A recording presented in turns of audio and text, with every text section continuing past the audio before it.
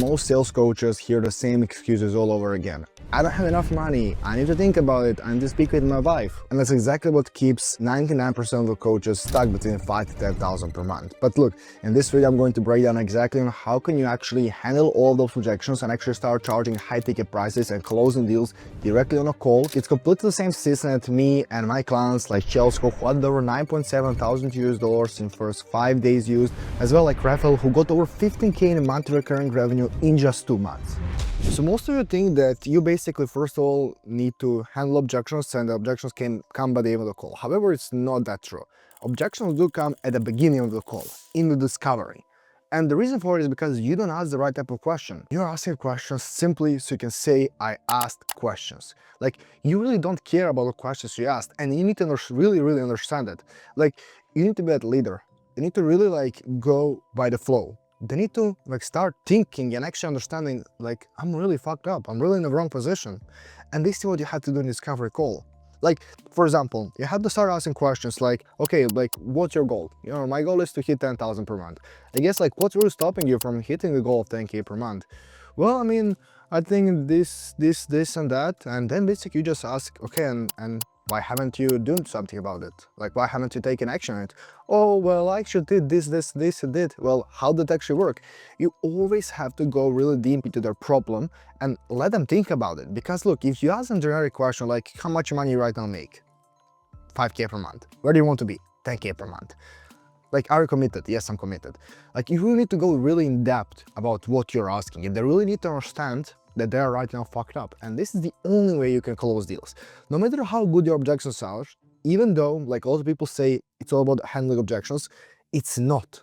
They are lying to you, because I have been experienced it for myself, and I know it because I did over 500 calls probably. It's about discovery, and it's about making them understand they're right now in a better position. And then basically when you do the pitch, when you tell them the price, it starts the real fun. This is why we are here on this video.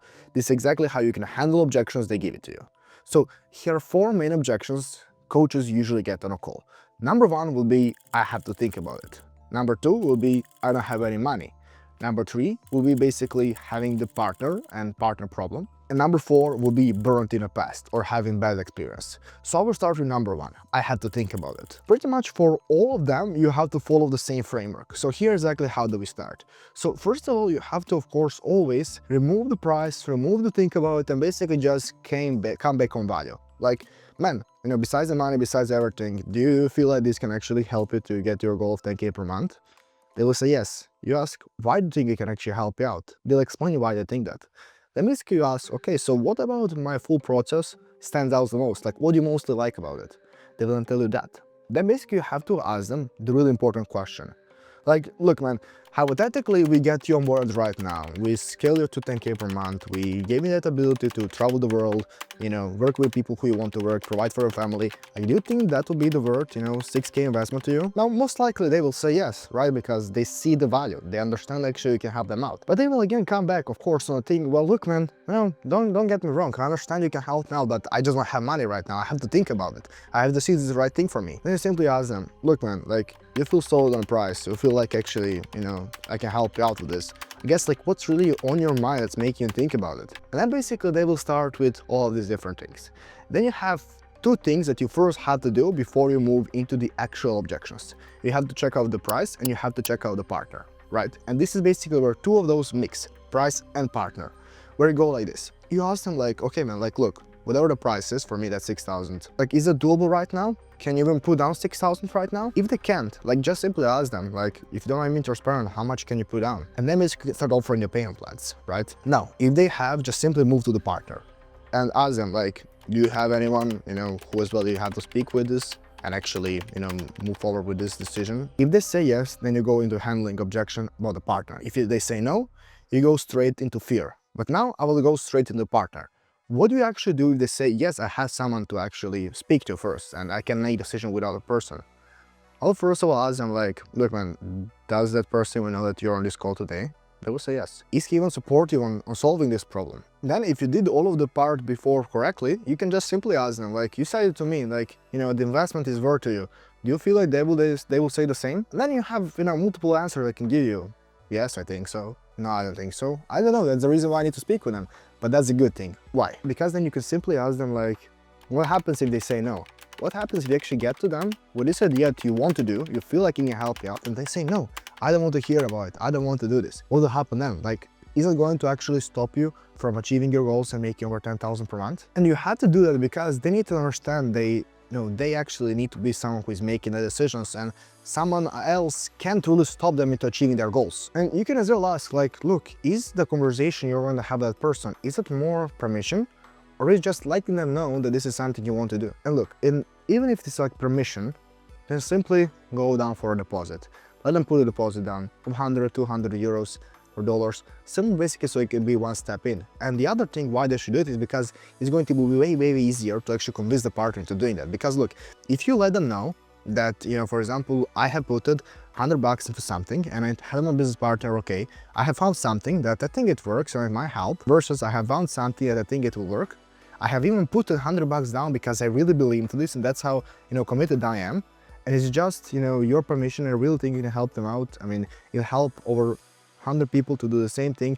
Like, it's just about you making a decision and letting us hit this 10K per month goal. What do you think, which conversation will be more powerful? Of course, the second one, where basically, you actually let them know that you have already put a small commitment down of 100 euros. Now look, if they're still not even putting the deposit down, if not even like, ready to buy, and they're like, what you said doesn't make any sense, I don't want to do this, then it's just about fear getting in their way. So simply ask them like, look man, let's take a little step back. I have been doing this for a long time. I have been on a lot of calls.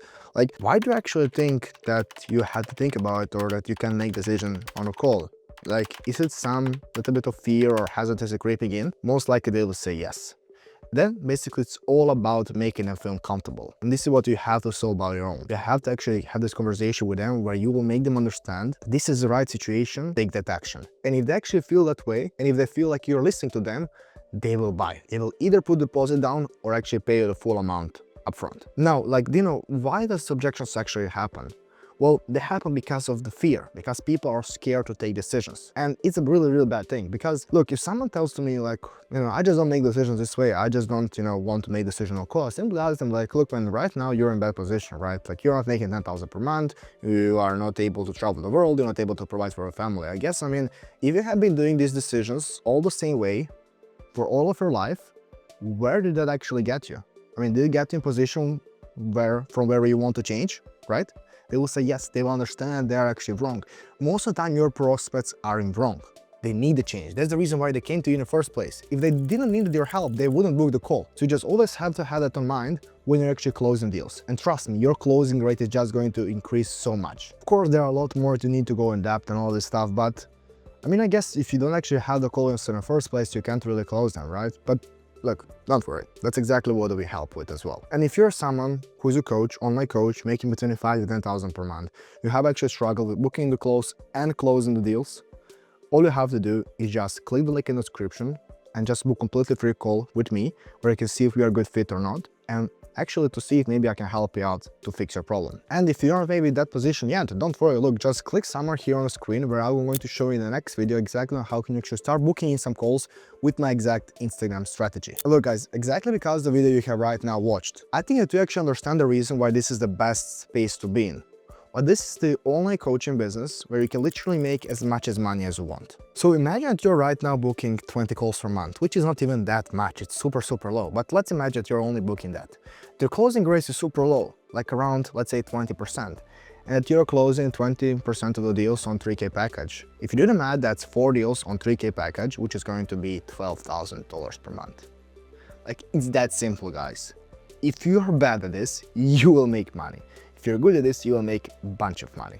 This is exactly why you have to start today if you haven't already. Now, hope you enjoyed this video. Feel free to subscribe for more valuable content like this. Like this video, and as well follow me on Instagram, where I'm going to be sharing even more valuable posts similar to this one. See you next one.